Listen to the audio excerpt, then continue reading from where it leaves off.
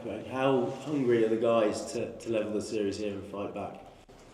Yeah, the guys are very eager after obviously a defeat. The guys ready to go.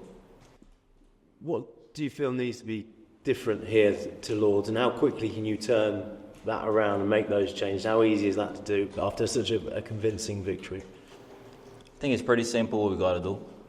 We got to bat better. Obviously, we got to find a way. Which we have some discussions around, different things we can do better as a team.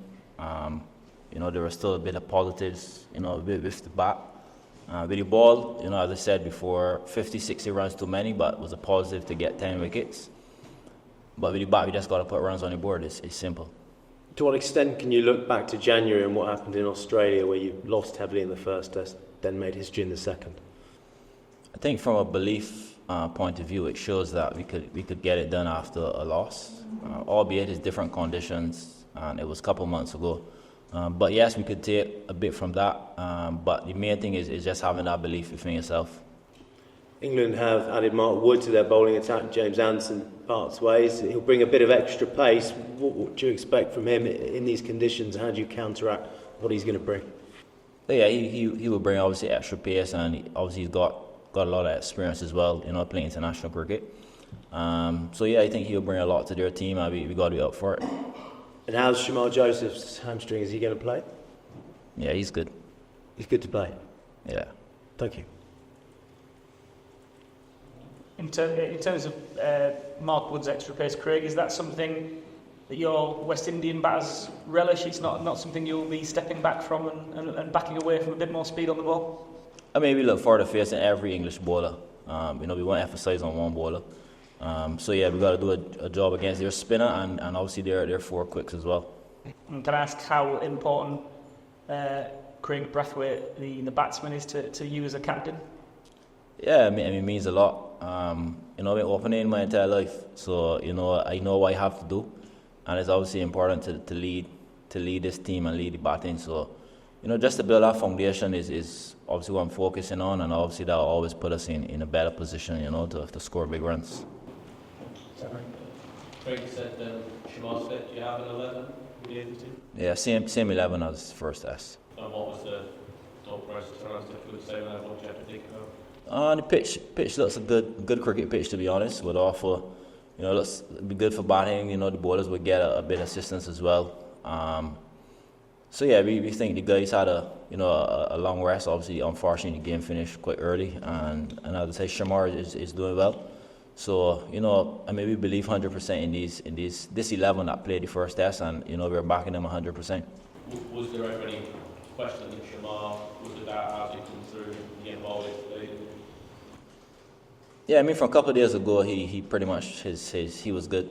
It was just a bit of cramp he had, to be honest. So he's good to go. Kraigg, you've come here with quite a young side, many of whom haven't played a test match in England before. How difficult is it just to adjust to English conditions if you've only got sort of one warm-up game? I appreciate it's difficult with T20 World Cup and trying to fit these things in. We won't dwell on that too much. Obviously, it is a young team, and playing any test match would always be a challenge for anyone that's young. We've been here for a number of weeks now, and what is gone is gone. The first defeat is gone. The preparation period is gone, and I think the guys are in a very good spirit. And mentally is really important to believe in yourself, and the guys ready to go. Thank you. Kraigg, after the win over Gabby, you sort of said that your team was kind of inspired by Rugby Hogg's comment. You pointed to your muscles. I wonder if there's anything in the last week or subsequently after Lords that has kind of piqued your interest in that way. Is there any kind of additional motivation or any comments that's got you back up? Well, I mean that's gone as well. Obviously, that was in Australia. We have a motivation. We got to be better. Than the first test. The batsmen obviously got to put runs on the board, and that's our focus. I think once we remain disciplined, session by session, build partnerships, that will put us in a good position, in the overall result of the game. Could I ask? Obviously England play a lot of Test cricket. They sort of somewhere between sort of 12 and 15 tests a year. They're trying to build under a head coach and a captain, a kind of philosophy, etc. How is there kind of, I don't know, jealousy is probably the wrong word, but is there part of you that's slightly envious of being able to do that? Because it must be, I'm guessing it's harder, tell me otherwise, to sort of instill a philosophy in a team when you play 2 test series, there's big gaps between. Is that a challenge that you face as a captain? Yeah, it's a challenge. I mean, we're longing for more test cricket. I think the more you play it, and the faster you will learn. Obviously, if it's drawn out over a long period and you're playing 2 tests here, 2 tests there, you take longer to learn. But the guys are learning, that's the positive. But yes, we need more test cricket. It would improve, everything about the makeup of playing test cricket because, it's always going to be tough, playing international cricket. And, you get good periods, you get bad periods. And the more often you play, you pretty much understand it better. So, I mean, we long to play many more test matches a year. But obviously we have what we have. We have a good period now till December, where we have 6 more test matches for the year. So we got to make use of that, and hopefully, going forward we can get more because it will benefit the players. Going forward, the more test matches you play, the more experience you get, and you always learn. Because I'm pretty much still learning, after 90 games, and we need more test cricket. Yes, Kraigg, for 0-1 just following on that question, is it at the same level what you heard in Australia about West Indies and West Indies cricket? Is it on the same level that you're hearing now, based on what is being said about this West Indies team and West Indies cricket in general from India? I don't fully understand. Just repeat again. The criticism, Rodney Hall, what he said about West Indies being disgraced from all that, and I'm hearing comments, whether from the media or generally, on the same level, being disparaging about West Indies cricket? I mean, we don't listen too much into the media. But, they always have someone that may be saying this or that. But that is our focus, to be honest. We focus on doing the best we can do. And I think that's very important for this group. And it's all about attitude. I think we got some young guys now that have a nice attitude. You just got to remain through it, through success, through tough times. Like the first test, for example, obviously easy to give in, give up, but we got to keep believing, we got to keep digging deep. But we're not hearing much about, that. Sure. And on that point of more test cricket, you've been saying that over and over. Jason Leopold was saying that over and over. Are you hearing anything? Are you getting any sort of indication, any sort of light that tells you that the authorities are really interested in giving not just the West Indies, but other teams outside of Sweep 3 more test match cricket?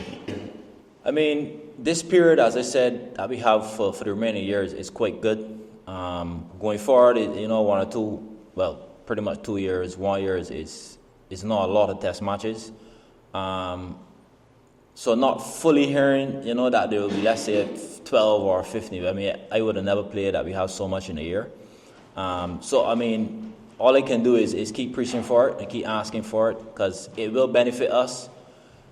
I mean, I don't know how hard it is to put on a test series, for West Indies or whichever team. But all I can do is keep asking. Very thankful for the matches we have remaining this year, as I said. And I just hope that, the powers, that may control the scheduling, obviously pertaining to white ball and T20 tournaments around, that we can, fit in, at least 5 or 6 more test matches for us per year. Great, you said for the batting about finding a way. Has there been any discussion about whether that is being more proactive, saying putting more pressure back on the England bowlers? There's some good partnerships where you absorbed a lot of pressure and spent time in the middle, but then is it about trying to get that scoreboard moving a bit more proactively? I think it's a balance. I think you said it right in terms of, a few guys did get in and then go on. It's just important that you go on for longer because the longer you bat it, the easier it becomes. And it's important to stay in that plan for as long as possible. Obviously you want to put away bad balls. That's what every batsman wants to do. But it's that hard work that you do for 40 minutes. Being able to take that to an hour and 2 hours. And it's a balance. It's a mixture of putting away the bad balls. Because when you put away bad balls, it gives you confidence. So, as I said, you just got to keep learning. I think a lot of learning would have taken place in the first test.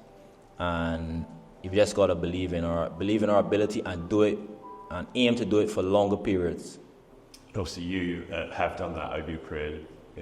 Big schools against England, done as holders over here. Does that add to the pressure on you as both the captain and sort of the leader with the bat to try and put up a score person? Not really. I mean, I enjoy captaining, I enjoy leading, been opening my whole life. So when I go there to bat, for me, it's always to see off that new ball, and be there as long as I can. And that's always my focus. So I don't, see it as any added pressure. Yes, at times you don't get runs, and it could be a little bit tough, but just important to stay mentally tough and keep believing. But no added pressure on me. Okay, all done in the room. Any questions on Zoom? ID, yeah. Yep, go on. Speak up, yep. Hi, Kraigg. Good morning. You talk a lot about learning, and you said after 9 test matches you're still learning.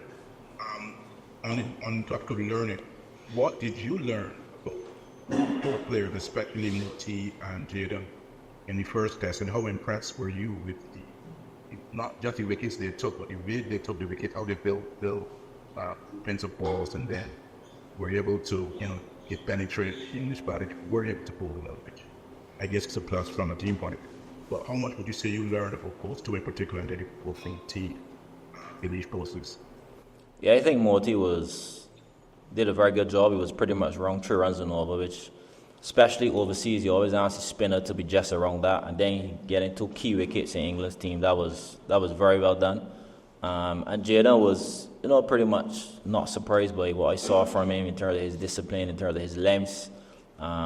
But I think we as a group, bowling-wise, we could improve on the boundary balls, especially square the wicket, and just a little more discipline. But, we did a decent job, and we got to look forward to the second test.